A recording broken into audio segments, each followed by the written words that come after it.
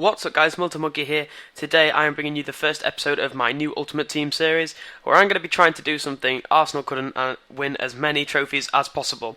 So I'm going to call this filling in the trophy cabinet, or filling in the cabinet, or filling the cabinet, something along those lines.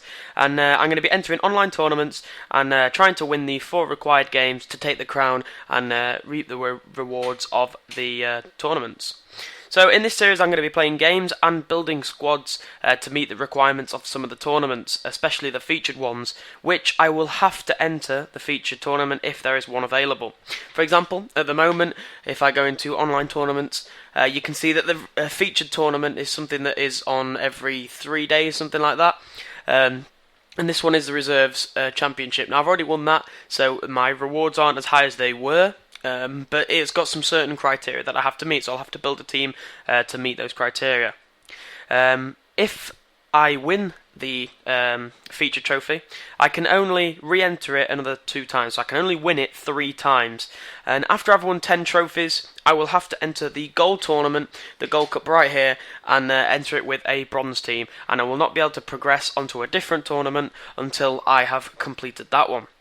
So this is going to be relatively difficult for me because I'm sure you know that Ultimate Team is relatively sweaty this year anyway, but going into tournaments everybody's playing to win and get through to the next round. So that is exactly what I'm going to be trying to do, and I'm going to come up against some tough opponents and tough teams, I can guarantee it. So I'm hoping this is going to be quite interesting, and this first episode is going to be me going into the Reserves Championship, which is the featured tournament. Now I've already won this, but that doesn't count because I won that outside of the series, so technically I'm on 0 trophies right now.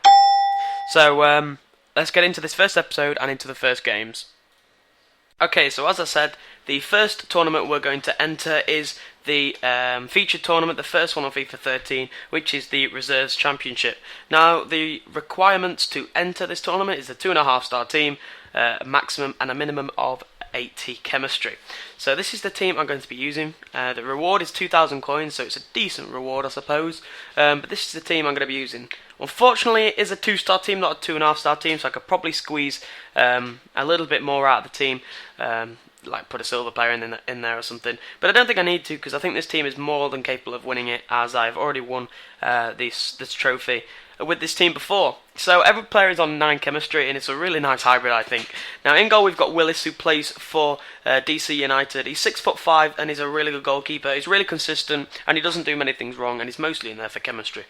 Now this defence is absolutely unreal. At right back we've got Suk, who has got 93 pace, and that is literally all he's got. I mean, he's decent at defending, don't get me wrong, but that 93 pace is what dominates his attributes, and is certainly something that's used in game to keep the wingers from getting down the line. Now at centre-back, right centre-back, we have Young Sun. He's got 78 pace and 85 strength in game, and is 6'1". He's an absolute animal.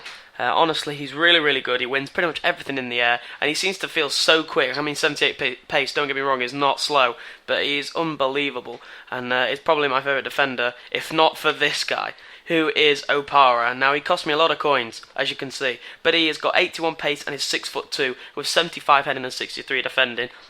Probably the most OP, overpowered bronze defender. Absolutely outstanding, and this defence is just so unbeatable with this left back, Ash, I'm not sure how it's pronounced, as well. Now he's got 89 pace, he's very similar to Suk. He's 5'6", and he cost me 5,200 coins, so he's not all too much, but 89 pace is something that dominates his attributes, again, similar to Suk. Now left mid, this guy has been a surprise package for me. I didn't realise that he had 4-star skills when I bought him, and I didn't realise he was going to be as quick as he felt. He's got 79 pace, but that feels completely different. His 75 dribbling feels a lot more as well. He's absolutely unbelievable on the ball, and I've really, really enjoyed playing with him. Now, if you look at the goals per game, from left mid, he scored 3 goals in 4 games. He's just unbelievable. He must have a bag full of assists as well, because he is honestly absolutely amazing. Now, to link with him, we have Gran.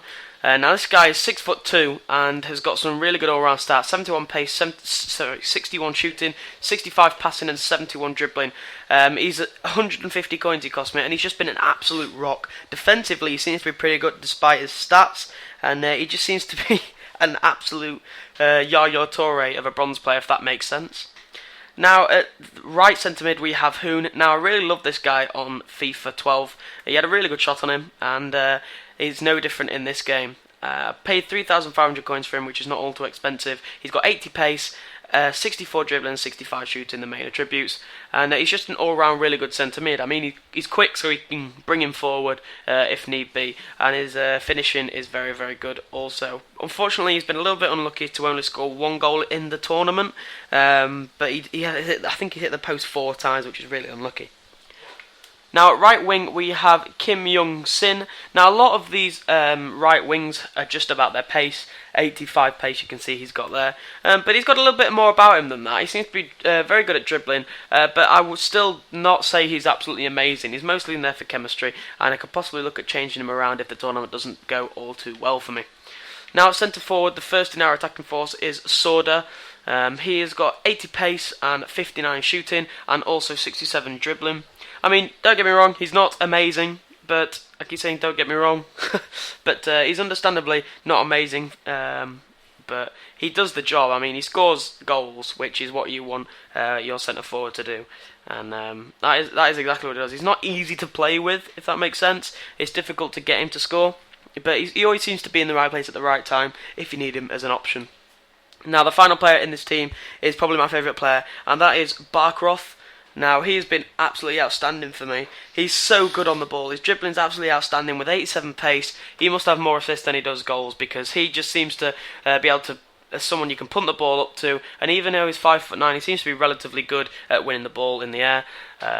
You can then play it into him, and he'll just find his way towards goal and usually get an assist or finish it. So an absolutely outstanding team, and cost me very little without those really expensive players, but even with them it's not all too expensive as well, and I'm currently unbeaten with this team, so I've got some really high hopes for the tournament. So in this first game we came up against a team I really didn't want to come up against, and that was a bronze English team. I'm sure you all know from FIFA 12 that these teams were ridiculous. They were overpowered and they were so hard to play against, and as you can see on the screen now, that is pretty much the perfect team to take into this tournament, and I really wasn't forward to playing this game, and my worries were confirmed pretty early on by one of the players, which is probably the best bronze English player, which is Craig Westcar. A superb finish from outside the box, blistering goal, sent it with so much power that my bronze keeper had virtually no chance of getting that one. A great finish. And then I made another mistake, and that was getting my best centre-back sent off.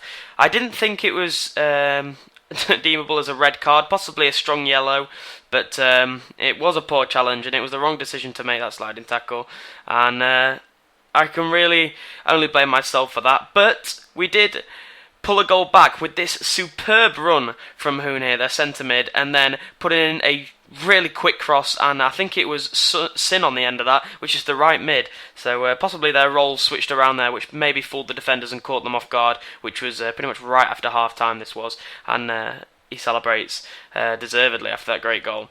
But we couldn't hold that draw for too much longer, as Westcar scored what I can only describe as an ultimate team goal. An unbelievable finish right in the top left hand corner. Struck it with some force, and again the keeper was not going to stop that in a month of Sundays. But we did manage to equalise again with our 10 men, and it was Sin once again that managed to finish it off. He slipped the ball under the goalkeeper after a nice ball through from Bargoth. He just managed to keep it under the keeper's body, and managed to bring it back to 2-2. I did have high hopes because I was on top the majority of the game, and I thought I might sneak it here. But you know what? I made the pretty much the collateral mistake, and this was the definitive answer of my mistake, which was Jordan Slew scoring. I played it out to the right back, who I then managed to lose the ball in the midfield, in the defence, and Ash couldn't control it at left back, and he allowed Jordan Slew to finish that one, and that's how the game finished. I felt it was a little bit unjust to lose that game, and a little bit hard done by, but I can't do anything about it. So if you enjoyed this first episode of this series, guys, I would appreciate if you could drop a like on it, and I'll show more games in the future, so don't worry about the length of the video being like too long with no games. I'll make sure I play more games for next time, and I'll see you guys later.